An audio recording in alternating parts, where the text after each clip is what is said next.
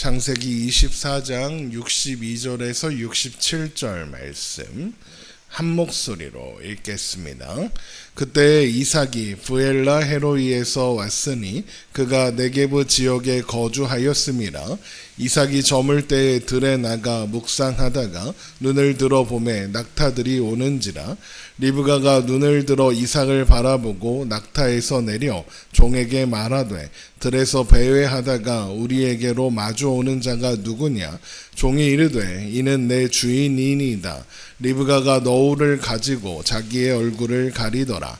종이 그 행한 일을 다 이삭에게 아뢰매 이삭이 리브가를 인도하여 그의 어머니 사라의 장막으로 들이고 그를 맞이하여 아내로 삼고 사랑하였으니 이삭이 그의 어머니를 장례한 후에 위로를 얻었더라. 아멘.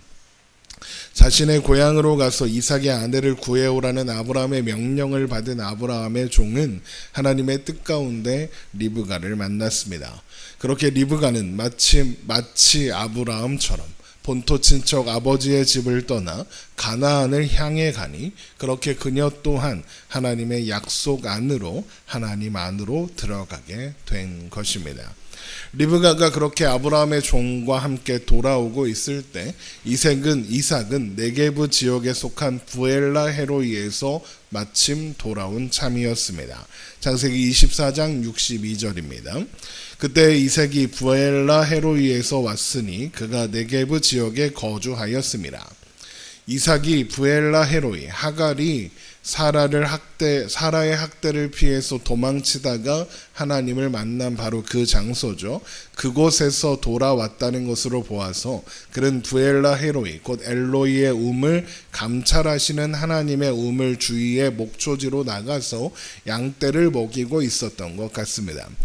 정확히 언제부터였는지는 알 수 없지만 아마도 아브라함은 헤브론에서 살고 있고 이삭은 가축대와 함께 브엘라 헤로이에서 살았던 것으로 추측됩니다.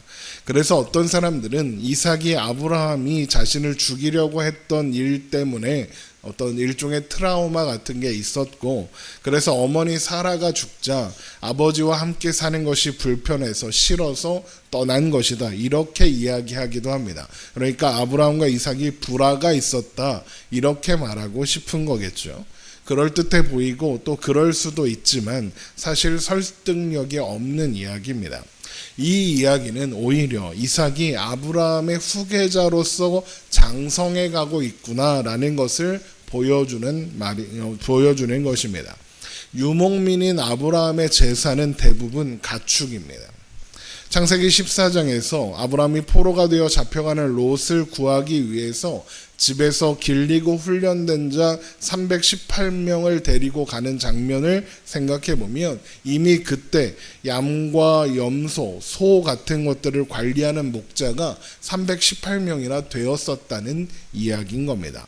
그러면 아브라함의 소유의 가축이 얼마나 많았겠습니까? 그리고 나서도 시간이 한참 지났으니 자연적으로 늘어난 가축도 많았을 것이고 그랄에서 생긴 일로 인해서 아비멜렉에게 받은 양과 소와 종들까지 있었으니까 그 규모는 어마어마했을 겁니다. 그러니 사람들이 많이 사는 헤브론에서는 가축을 다 관리할 수 없으니까 네게브 광야에 있는 오아시스 브엘라 헤로이의 거점을 두고 목축을 할 수밖에 없었을 것이고 이삭은 그곳의 감독관으로서 그러니까 아브라함의 대리자로서 거기 나가 있었던 겁니다. 그래서 아브라함과 이삭 사이에 불화가 있었다가 아니라 아브라함이 이삭을 후계자로 훈련시키고 있었다. 실질적인 후계자로서 아브라함을 대신하고 있었다라는 설명이 더 설득력 있는 설명인 것 같습니다. 창세기 24장 65절에서 리브가를 데리고 온 아브라함의 종이 이삭을 가리켜 내 주인입니다 라고 대답하는 것을 보면 이미 이삭이 아버지를 대신하여 가장으로 인정받고 있는 그런 것을 알 수 있습니다. 게다가 이삭이 정말로 불화 때문에 아버지를 떠났던 거라면 브엘라 헤로이에서 돌아올 이유가 없었겠죠. 아마도 이 방문은 아버지를 보기 위해서 또 목초지의 상황을 아버지에게 보고하기 위해서 이루어진 방문이었을 겁니다.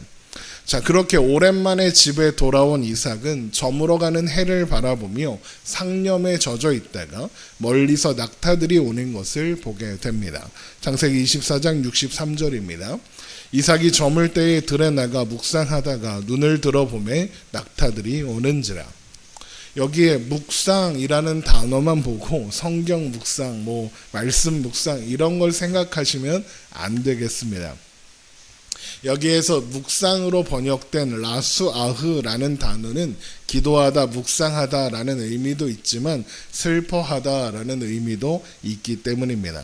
그리고 여기에서 이삭이 했다는 묵상은 슬퍼했다라는 의미로 보는 것이 더 합당해 보입니다. 왜냐하면 창세기 24장 67절을 보면 이삭이 리브가를 인도하여 그의 어머니의 사라의 장막으로 들이고 그를 맞이하여 아내로 삼고 사랑하였으니 이삭이 그의 어머니를 장례한 후에 위로를 얻었더라 라고 해서 이삭이 지금 위로가 필요한 상태였다라는 것을 말하고 있기 때문입니다. 모르긴 몰라도 이삭은 어머니 사라에게 어마어마한 사랑을 받으며 자라지 않았겠습니까? 사라에게 이삭은 90세의 나이에 모든 것을 포기했을 때 찾아온 기쁨의 선물이었으니까요. 그렇게 사랑 속에서 자란 사람이었으니 이삭은 돌아가신 어머니 사라가 늘 그리웠을 겁니다. 어쩌면 아브라함이 서둘러 이삭의 아내를 찾도록 한 것도 그런 이삭의 그리움과 슬픔을 아브라함이 잘 알고 있었기 때문일지도 모르겠습니다. 물론 사라가 죽었을 때 이삭의 나이가 37세였으니까 당시 결혼 적령기가 몇 살이었는지는 몰라도 결혼할 나이가 훌쩍 지난 것도 사실이긴 합니다. 그렇게 어머니를 향한 그리움으로 상념에 젖어있던 이삭은 자신의 집으로 향해 오는 낙타를 발견하고 그쪽으로 다가갔습니다. 아마도 이것은 집주인으로서 일상적인 손님 맞이를 위한 행동이었을 겁니다. 물론 아브라함이 종을 보내 자신의 아내가 될 사람을 구해오도록 했다는 것을 이삭이 모르지는 않았을 겁니다. 그러나 오늘날처럼 연락이 핸드폰 이제 출발합니다 이렇게 전화할 수 있는 시대도 아니고 아브라함이 보낸 종이 언제 돌아올 줄 알고 자기 신부감을 기다리고 있었겠습니까? 이삭이 오매불망 신부감을 기다리고 있었다면 부엘라 헤로이에서 올라왔다가 아니라 헤브론에 있었다라고 해야겠죠. 하지만 이삭은 그저 일상을 살고 있었고 오랜만에 부엘라 헤로이에 올라와 있는데 이렇게 보니까 손님들이 오는 것 같으니까 늘 나그네를 선대했던 아버지가 그랬던 것처럼 이삭도 맞이하러 가는 겁니다. 그렇게 이삭이 맞이하러 나오는 모습을 본 리브가는 낙타에서 내려 아브라함의 종에게 묻습니다. 그들이 우리에게로 다가오는 사람이 누굽니까? 라고 말이죠. 그래서 아브라함의 종은 그 사람이 나의 주인입니다. 이삭입니다. 라는 것을 이야기해 주죠. 그러니까 리브가는 너울로 얼굴을 가리게 됩니다. 창세기 24장 64절입니다. 리브가가 눈을 들어 이삭을 바라보고 낙타에서 내려 종에게 말하되 들에서 배회하다가 우리에게로 마주오는 자가 누구냐? 종이 이르되 이는 내 주인이니이다. 리브가가 너울을 가지고 자기의 얼굴을 가리더라. 당시에 너울로 얼굴을 가리는 것은 약혼한 여인이 정혼자를 처음 대면할 때의 적절한 예의 같은 거였다고 합니다. 면사포 같은 거를 뒤집어 썼다고 생각하시면 됩니다. 이삭을 만난 종은 그렇게 그동안 있었던 일을 보고했고 이삭은 리브가를 인도하여 어머니 사라의 장막으로 들인 후에 그를 맞이하여 아내로 삼고 사랑하였습니다. 창세기 24장 66절입니다. 종이 그 행한 일을 다 이삭에게 아뢰매 이삭이 리브가를 인도하여 그의 어머니 사라의 장막으로 들이고 그를 맞이하여 아내로 삼고 사랑하였으니 이삭이 그의 어머니를 장례한 후에 위로를 얻었더라. 이 종은 아브라함의 명령을 받고 갔는데 그 명령의 결과를 누구에게 보고합니까? 이삭에게 합니다. 그렇다는 것은 앞에서 말씀드린 것처럼 이삭이 이미 아브라함의 가문의 실질적인 지도자요 가장이라는 것을 의미하는 겁니다. 그래서 이삭이 리브가를 어머니의 장막으로 들이는 겁니다. 이제까지는 사라가 아브라함 가문의 여주인이었습니다. 그러나 사라의 사망 이후에는 그 장막이, 그러니까 이 아브라함의 무리의 여주인의 자리가 비워져 있었던 겁니다. 이삭이 바로 그 장막에 리브가를 드리는 겁니다. 이게 무슨 의미겠습니까? 이제 리브가가 이 집안의 여주인이다라는 겁니다. 이제 리브가가 이 가문을 대표하는 여인이 되었다라는 의미가 되는 거죠. 그제서야 이삭은 그의 어머니 사라를 장례한 후에 이어오던 슬픔을 위로받을 수 있었습니다. 그리고 이것이 24장의 결론으로 주어졌다는 것은 24장에 기록된 모든 이야기가 이 순간을 위한 것이었다라고 생각해도 무방하겠습니다. 그동안 다른 위로가 이삭에게 없었겠습니까? 아버지도 그를 위로했을 것이고 그를 섬기는 많은 종들과 이웃들도 이삭을 위로했을 겁니다. 그러나 그 모든 위로들에도 불구하고 이삭은 위로받지 못했습니다. 그런데 이제 리브가로 인해서 이삭이 위로를 얻었습니다. 어머니를 향한 그리움으로 늘 쓸쓸하고 외로웠던 이삭이 소망을 얻은 겁니다. 그런데 이 만남이 어떻게 이루어졌습니까? 하나님이 인도하신 결과입니다. 하나님이 계획하셨고 예비하사 인도하셨습니다. 그리고 그 계획은 아브라함이 그 종을 보내기 훨씬 전부터 이미 준비되어 온 일이었습니다. 아브라함이 이삭과 함께 모리아산에서 돌아온 후 뜬금없이 아브라함의 형제 나홀의 족보가 나왔던 것을 기억하실 겁니다. 바로 그 족보에서 굳이 부두엘의 딸 리브가가 언급되는 겁니다. 창세기 22장으로 돌아가서 한번 보겠습니다. 창세기 22장 20절.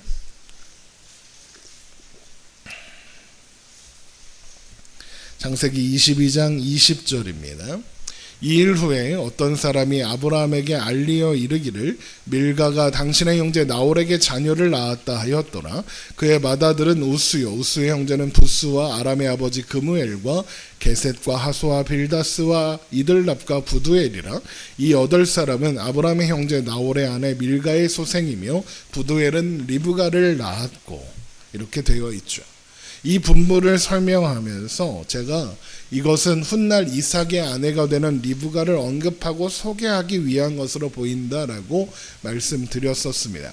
그러니까 아브라함이 종을 파견하기 훨씬 전부터 하나님의 계획은 움직이고 있었던 겁니다. 그렇게 하나님께서 이삭이 사라를 잃은 아픔을 겪기 훨씬 전부터 이 모든 일을, 이 순간을 준비하고 계셨다는 겁니다. 그리고 그렇다는 것은 아브라함과 함께 하신 하나님의 역사가 이제는 이삭으로 이어진다라는 의미가 되는 겁니다. 이삭은 종을 통해 그가 어떻게 리브가를 만났는지 들었을 겁니다. 그 과정마다 하나님의 계획과 인도가 있었다는 것을 들었겠죠. 그리고 그렇게 만난 여인으로 인해서 아무도 위로하지 못했던 슬픔을 위로받았습니다. 하나님은 그렇게 이삭에게 말씀하시는 겁니다. 내가 너의 위로자다. 나만이 너를 위로할 수 있다. 너의 슬픔을 그치게 할 수 있는 것, 너를 기쁘게 할 수 있는 것은 하나님뿐이다. 아브라함과 함께 했던 것처럼 내가 너와 함께 있을 것이다. 그러니 두려워하지 말아라, 슬퍼하지 말아라 라고 말입니다. 그리고 이것은 우리를 향한 말씀이기도 하겠습니다. 하나님만이 우리의 진정한 위로자가 되십니다. 하나님만이 우리를 고치실 수 있고 우리의 상한 마음을 위로하실 수 있습니다. 아브라함과 이삭과 함께 하신 하나님께서, 그리고 그들을 위로하고 살피신 하나님께서 지금 바로 이 순간 우리와 함께 계십니다. 이것을 항상 기억하며 오늘도 소망 가운데 살아가는 우리가 되기를 주님의 이름으로 축원합니다. 기도하겠습니다.